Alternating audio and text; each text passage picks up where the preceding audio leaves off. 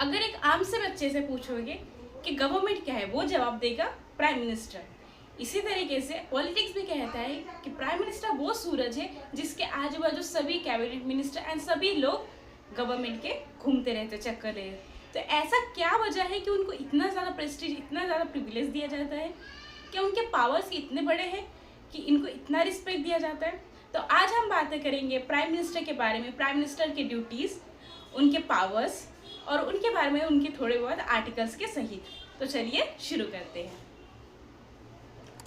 Hey everyone, Assalamu alaikum. I'm Jamia. I'm a law student. I explore law student life. I also uplift the problems of law student and show the path according to my experience.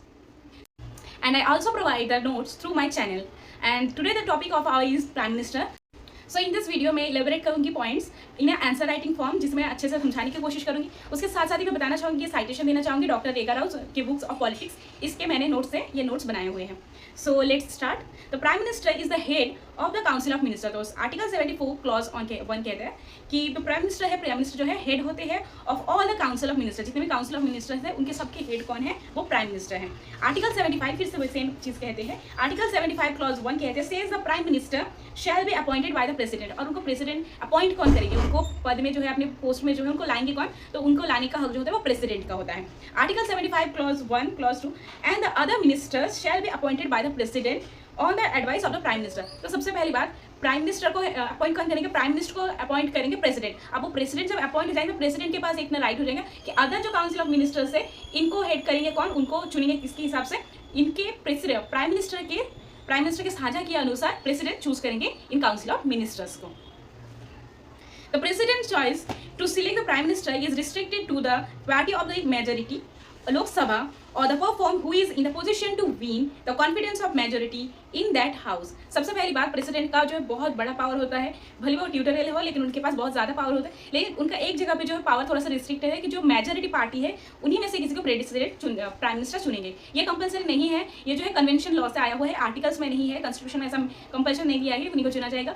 लेकिन convention law, तो convention law क्या होता है? जो पीढ़ी दर पीढ़ी हमेशा से जनरेशन बाय जनरेशन चलते आ रहा है, उसी को बहुत लोगों ने मान चुके और इसी को सही मानते हैं मेजॉरिटी ऑफ पीपल्स, और ऐसा ही होना चाहिए मानते, इसीलिए वो कन्वेंशन लॉ बन गया है एक तरीके से। तो उस रूल्स के रिगार्डिंग चुनते हैं प्राइम मिनिस्टर। तो प्राइम मिनिस्टर जो प्रेसिडेंट उनको चुनेंगे प्राइम मिनिस्टर जिनके अंदर कॉन्फिडेंस है कि वो जीत सकते हैं, ज़्यादा से ज़्यादा लोगों के बहुमत से जीत सकते हैं, या फिर जो ऑलरेडी जीते हुए हैं, बहुमत से जीते हैं, उन्हीं में से एक जन को प्राइम मिनिस्टर घोषित किया जाए। The president description is such in situation is limited, सिर्फ इस मैटर में थोड़ा सा लिमिटेड है। Thus, when a single political party gains absolute majority in the Lok Sabha and the accepted leader the president choose is just a formality।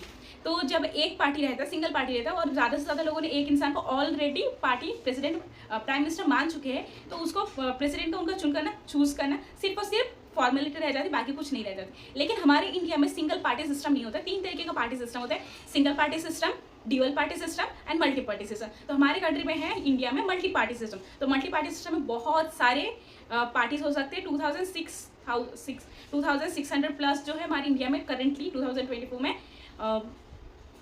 Parties है। Multi party system में बहुत सारे पार्टीज जो है register in India. If none of the position is gain required is majority, then the president can exercise his discretion and select the leader of any party who is in the opinion can be stable ministry। President को जो लगेगा कि ये अच्छा stable ministry बन सकते हैं, अच्छा मिनिस्टर बन सकते हैं, वेल्थ वगैरह हर चीज़ के लिए जो है सुटेबल पर्सन है मिनिस्टर, प्राइम मिनिस्टर बनने के लिए, उनको चूज करते हैं प्रेसिडेंट। क्योंकि हमारे यहाँ मल्टी पार्टी सिस्टम होता है, तो जो बहुमत से जीत के आते हैं वो बहुमत से जीत के आए हुए इंसान में चूज करते हैं, उसमें से चूज किया जाता है prime minister. Then the president can exercise his discretion and select the leader of any party who is in the opinion can be stable ministry to be appointed as a prime minister and perform need not to be a member of House of People only Lok Sabha, but he should be member of Parliament। तो दोनों party में से, दोनों member of parliament में से, दोनों में से एक में होना चाहिए। मेंबर ऑफ या तो पार्लियामेंट में हो या फिर लोकसभा में हो, दोनों में से एक में होना चाहिए।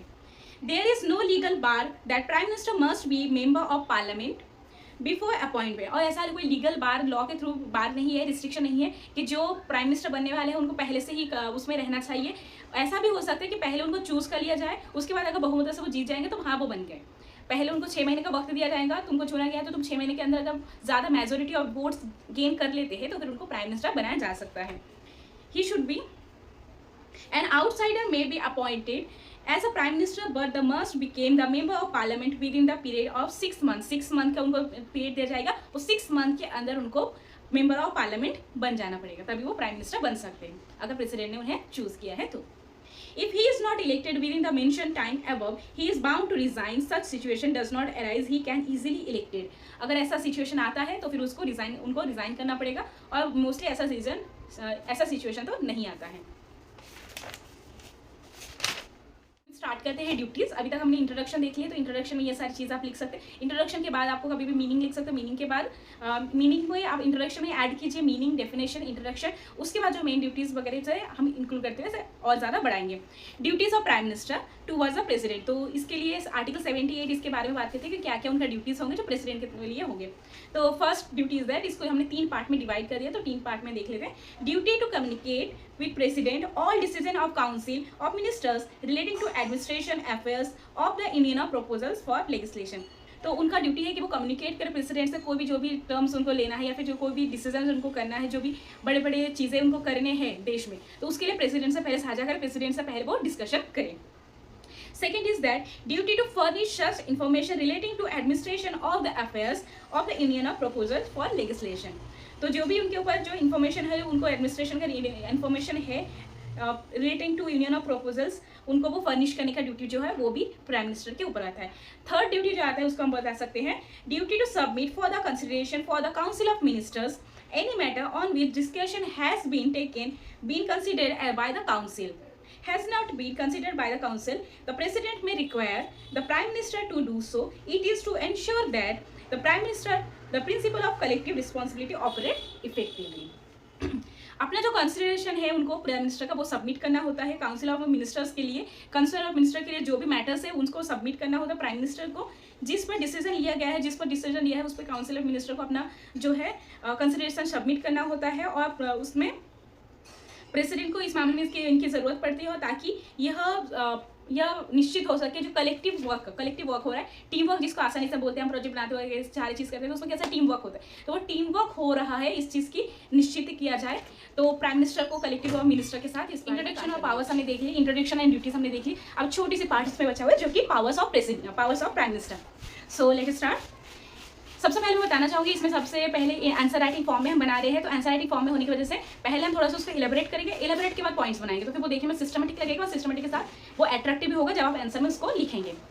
सो इसको लेट स्टार्ट।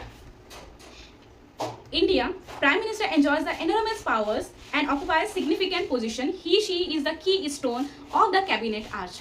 तो ये सिर्फ एलेबोरेट के लिए लाइन है, आप इसको छोड़ भी सकते हैं, अगर एलेबोरेट के लिए लाइन है तो फिर ये काफ़ी ज़्यादा अच्छा रहेगा। Dr. Jennings points out he rather the sun around which all the planets revolve। जैसे कि मैंने पहले ही बताया था कि वो सूरज है, तो ये किसने कहा है डॉक्टर जेनिंग्स ने कहा है, तो प्राइम मिनिस्टर वो सूरज है जिसके आजू बाजू सारे कैबिनेट ऑफ मिनिस्टर्स घूमते हैं। The prime minister is the private of whole system of government. जैसे आपके क्वेश्चन रह सकता है कि आप मीनिंग में डेफिनेशन में क्या लिखे प्राइम मिनिस्टर, तो ये सारे जो है अराउंड बीच वाला जो लाइन था, अराउंड बीच सारे घूमते हैं, ये आप डेफिनेशन में लिख सकते हैं इसको। फिर दूसरा ये भी लिख सकते हैं प्रोफेसर तास्की, जो किन्होंने अगर किसी ऑथर ने या फिर किसी चीज़ों ने किसी स्कॉलर्स ने फिलोसोफर ने अगर किसी चीज़ को दिया हुआ है तो वो बन जाता है हमारा डेफिनेशन, और अगर हम खुद से कोई मीनिंग बनाते हैं तो फिर वो मीनिंग होता है। तो मीनिंग और डेफिनेशन में अगर आपको फर्क समझ गया तो आपको आसान हो जाएगी लिखने में कोई भी answer. The Prime Minister is the pivot of whole system and cannot function when the Prime Minister dies or resigns. He shall be at the head of Council of Ministers, hence the other ministers cannot function when the Prime Minister dies or resigns. तो main जो होता है सारे council of ministers का कौन होता है, सारे काउंसिल ऑफ मिनिस्टर्स का हेड जो होते हैं वो प्राइम मिनिस्टर होते हैं, और जब बाकी उनका अगर डेथ हो जाए या फिर वो रिजाइन करते हैं तो बाकी जो काउंसिल ऑफ मिनिस्टर्स है वो भी वर्क नहीं कर सकते हैं। Under each circumstances, Prime Minister has to be appointed by the President। तो प्राइम मिनिस्टर हर बार जब भी अपॉइंट किया जाएगा, तो हर बार जब भी न्यू प्राइम मिनिस्टर आएगा वो प्रेसिडेंट के द्वारा ही नियुक्त किया जाएगा। The Prime Minister plays a predominant role not only in the cabinet but also in the parliament। बस सिर्फ कैबिनेट में नहीं बल्कि पार्लियामेंट में भी उनका रोल बहुत ही ज़्यादा महत्वपूर्ण है। He acts as a bridge between the President of India and Union of Ministers. Some of his powers are followed। तो ये जो some of powers is followed था, इसके आगे के जितने भी लाइन्स हमने बोले वो इलेबोरेट करने के लिए था, जिससे जो चेकर हो आपका पेपर जो चेक करे उनको अच्छा लगे, इसलिए उसके बाद मेन जो पावर्स है हम इसको पॉइंट्स में लिखते हैं। First is that he is empowered to choose among the members of the parliament as different ministers of the union government and decide descriptive over their portfolios. तो जो सबसे पहले जो कैबिनेट ऑफ मिनिस्टर्स रहेंगे, जो भी मेंबर्स रहेंगे, उन मेंबर्स को जो चूज करने का राइट रहेगा वो सबसे पहले रहेगा प्राइम मिनिस्टर के पास। उसके बाद चूज करने के बाद किसको कौन सा काम नियुक्त किया जाएगा, किसके द्वारा कौन सा काम होगा, ये सारी जो चीज़ नियुक्त करना है ये भी करेंगे प्राइम मिनिस्टर। तो ये फर्स्ट पॉइंट हो गया। Second point is that the prime minister as the leader of the party in the majority in the house of the people takes important decisions on the national issue। तो जो भी national issues रहेंगे उस पर जो सबसे पहले वो हेड है, तो सबसे बड़ा जो मॉनिटर रहेगा, कभी भी क्लास में क्या होता है मॉनिटर है तो मॉनिटर का ही सबसे ज़्यादा चलता है। तो उसी तरीके से जो प्राइम मिनिस्टर है, बाकी सभी इंपॉर्टेंट, लेकिन प्राइम मिनिस्टर सबसे ज़्यादा हेड है, इस जगह हम समझ रहे थे मॉनिटर है। तो मॉनिटर होने के नाते जो भी उनको बड़े बड़े डिसीजंस लेना है नेशनल इश्यूज़ में, वो डिसीजंस कौन लेंगे, वो डिसीजंस लेके हमारे prime minister. Prime minister is the sole authority, sole आत्मा। Prime Minister is the sole authority in the government. He is in charge coordination of policy of the government and has accordingly right to supervision all over the departments। तो उनके पास जो है rights बहुत ज़्यादा है, उस तरीके से कोऑर्डिनेशन से उनका काम करना होता है, सबसे ज़्यादा पावर्स उनके पास होते हैं। उसके अलावा वो बाकी सारे जो काम कर रहे हैं उनके ऊपर इंटरफेयर करने का सुपरविजन को भी अगर जब तक उनके बारे में इंटरफेयर नहीं करेंगे तो किस तरीके से, तो वो सुपरविजन करने का भी राइट होता है, इंटरफेयर करने का भी राइट उनको होता है। Third point is that he is also perform as conventional power such as convention. मैंने पहले एक बार बता देता हूँ और भी रिपीट कर देती हूँ, जो हमेशा से चलते आ रहा है दर पीढ़ी दर पीढ़ी, जनरेशन बाय जनरेशन, उसको accepted by majority, accepted by all है, तो वो चीज़ हो जाता है कन्वेंशन। तो कन्वेंशन लॉ के द्वारा जो चीज़ें, कुछ चीज़ें पॉइंट, उसमें भी कुछ सब पॉइंट्स हैं। First is that the power of selecting the other ministers, other minister को सिलेक्ट करना। Second is the power of allocation business among the minister, सारे जितने भी मिनिस्टर्स हैं उनके संग जो है मैटर्स, किसी भी मैटर पर डिस्कशन करना, डिबेट करना, उनका जो हक है वो भी प्राइम मिनिस्टर के पास होता है। Third point is that power of summoning the meetings of the cabinet and presides over them, communicates and president all the decisions of council of ministers relating to his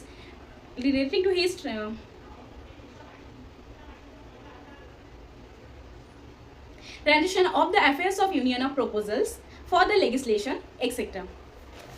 Because of wide position and given to him, he enjoys the very good position.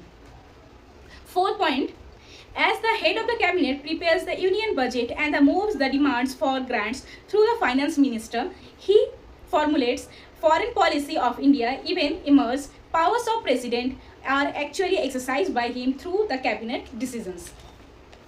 सो इतने उनके powers थे जो cabinet minister के पास और एक prime minister के पास, और एक पावर्स जो है वो उनका ये पावर है कि जो बजट पेश करना है वो बजट पेश करना भी उनके अंदर आता है। तो बजट पेश करना उनके अंदर आता है तो वो खुद अपने हाथों से नहीं करते, उनके अंदर जो लोग होते हैं उनके द्वारा वो करवाते हैं, तो ये भी उन्हीं के अंदर काम आता है।